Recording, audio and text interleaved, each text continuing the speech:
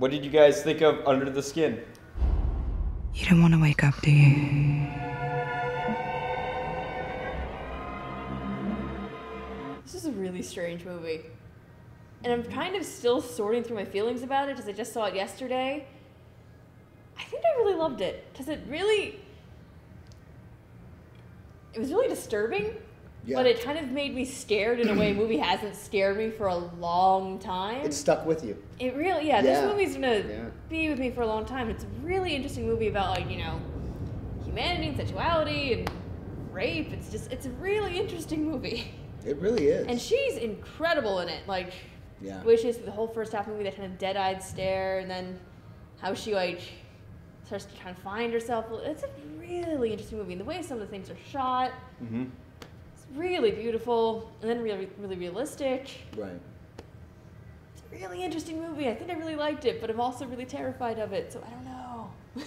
I mean, it definitely was, you know, it was thought-provoking. Oh, yeah. You know, at the end, you're kind of thinking to yourself, you know, as, you know, big picture, humanity-wise, is this, you know, kind of how we are? Yeah. And you know, so I mean, it had that message of, you know, what happens when someone does become, you know, more sympathetic to, you know,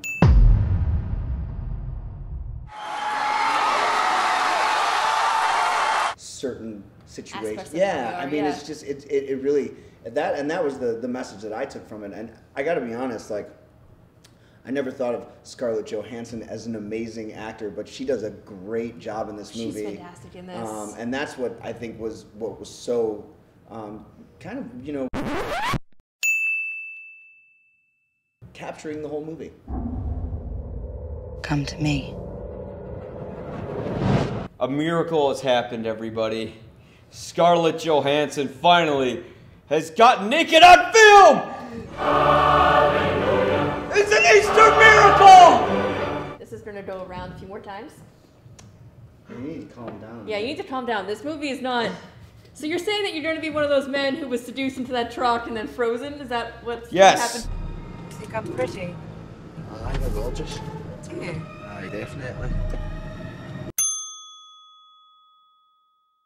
Now to be serious. I mean, it's a naked body. Just take a look at Heather. She's perfect. Better than in any case. I haven't had that luxury. Let's not discuss this, gentlemen. Anyways. I'm not a pervert. It was done tastefully. You know, although still, I'm a man. They kept it classy. Yes. They kept it classy. Yes. Now, and it did make sense in the context of the story. And the thing I loved about this film is that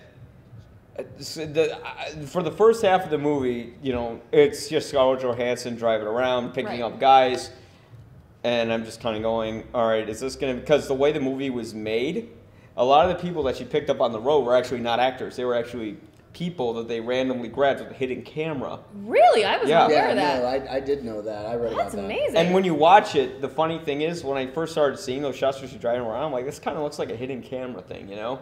And it's because it was. Yeah. And when you see those kind of independent movies that are made in that style where there's not really like a solid script locked in, it, you know, can fall apart. Movies like Youth Without Youth or Inland Empire, they didn't have a script, you know, per se, and they, you know, their structure is all over the place. While Under the Skin, by the time you're done with the first half and you're getting in the second half, there's a real structure. There's a real emotion. I think there's even a structure to the first half of it. Like, it really starts to build tension. Like, by the time she picks up specifically the man with elephantitis, I'm trying to remember. That's not a real. The guy who was you mean the deformity on his face? It wasn't. I don't know what the no, no. But I know what you're talking about. He was like just deformed. He had the deformity. He was. And that was when she started to like feel that sympathy for him. Yeah, but by that point, you're terrified. Like the whole scene, I was just like, get out of the fucking truck. Get out of there! Get out of there! Get out. But it had that like that almost like that Kubrick-esque feel to it, you know. And I think Jonathan Glazer, it must be one of his idols because even like the opening scene, that was you're kind of like, it's like I'm gonna out Kubrick, Stanley Kubrick, you know. I mean, really, and you're just like, holy shit. shit. Oh, come on. What do you mean roll 2 video? seconds. We're fucking killing ourselves out here, and you're going to be ready. I am too. I'm standing Should we right play by mood the music? door. And it didn't feel like one of those movies that was pretentious for no reason No, not at all. and it just like to smell its own farts. Nothing is so terrible as a pretentious movie. I mean, a movie that aspires for something really terrific and doesn't pull it off is shit. It really had like a purpose to it, and you could really kind of break it down and try to understand it, and everyone in the audience could have their own meaning to it, because it's essentially a story about a species trying to find the understanding of love and empathy. Go see it. Go see it, everyone. I give it a go see it rating. Yes, let's go see That's this what movie. It's awesome.